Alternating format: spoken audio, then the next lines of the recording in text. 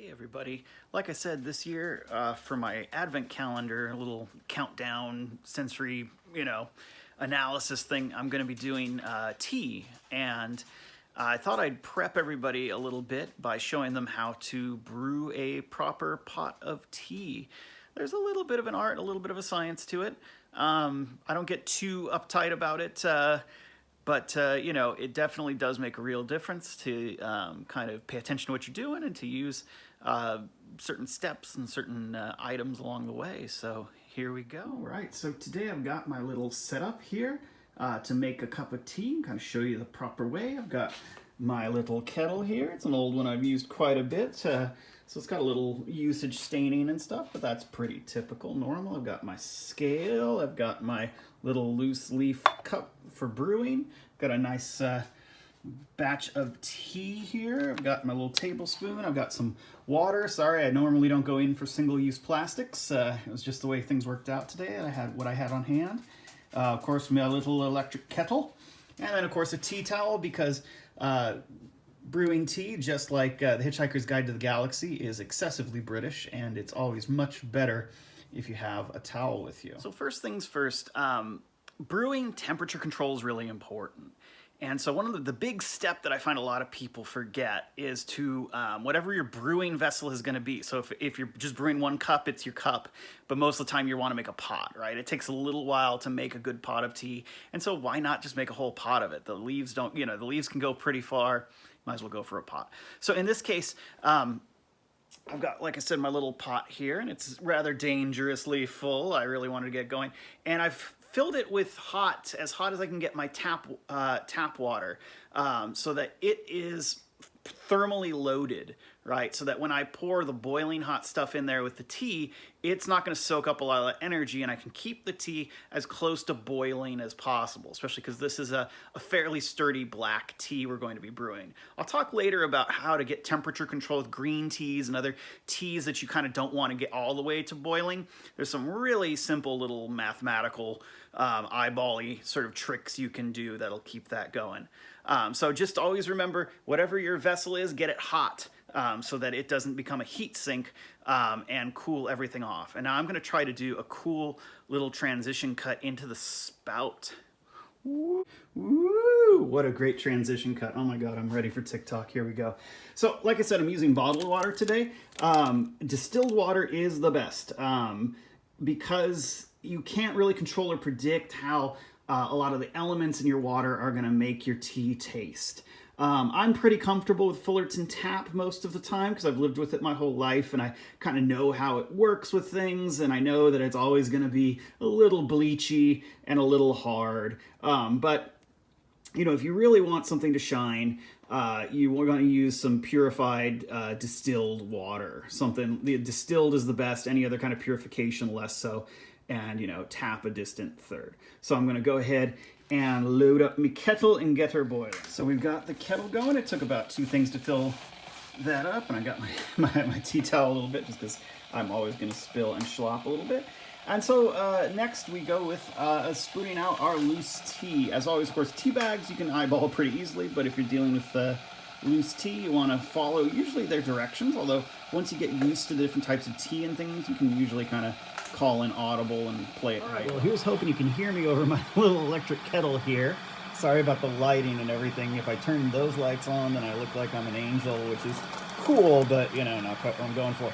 So I know that my little pot holds 4 cups easily, and the directions are a heaping teaspoon per cup. So I can just kind of get in here. Got some nice little chamomile buds. The vanilla smell, a little bit of coffee. Oh, yep, see you can see there's even got well, you can't really see, but there's even a couple of coffee beans in this particular blend.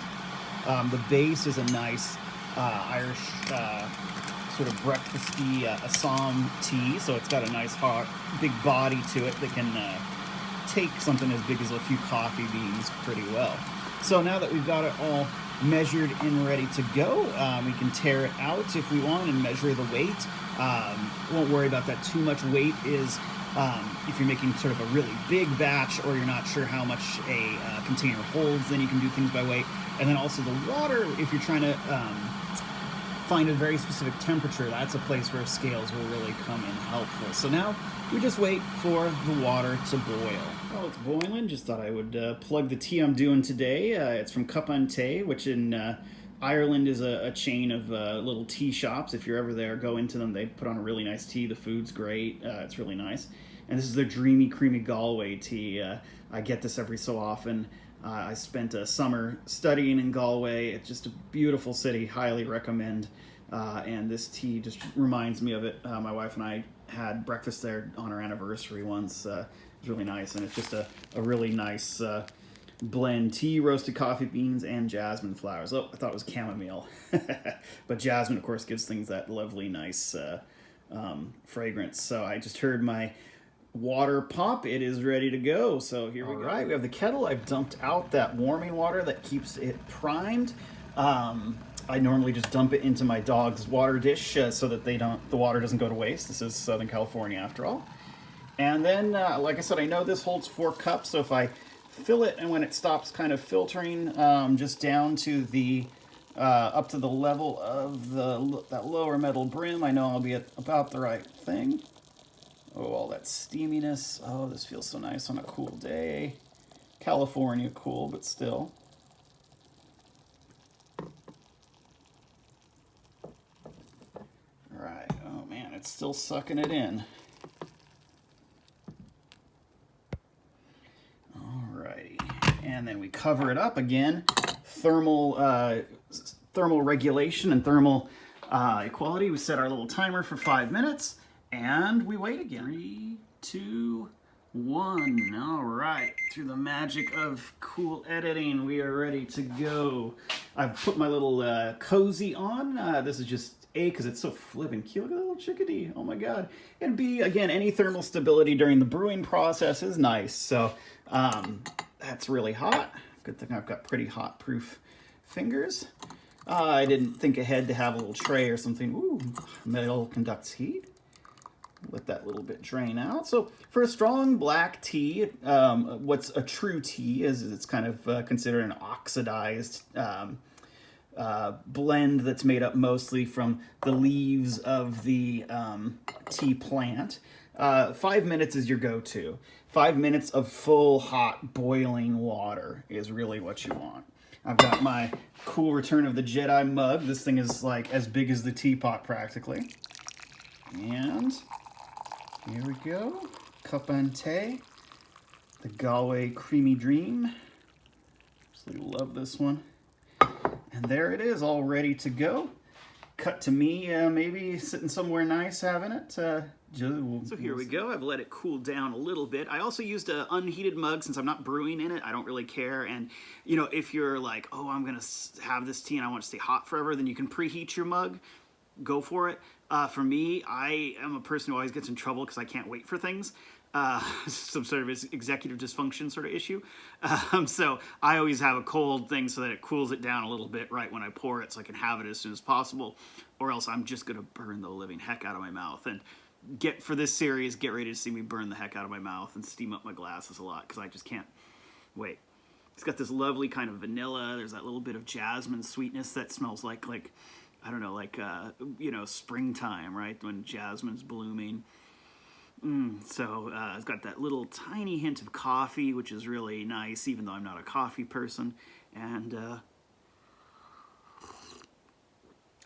yeah.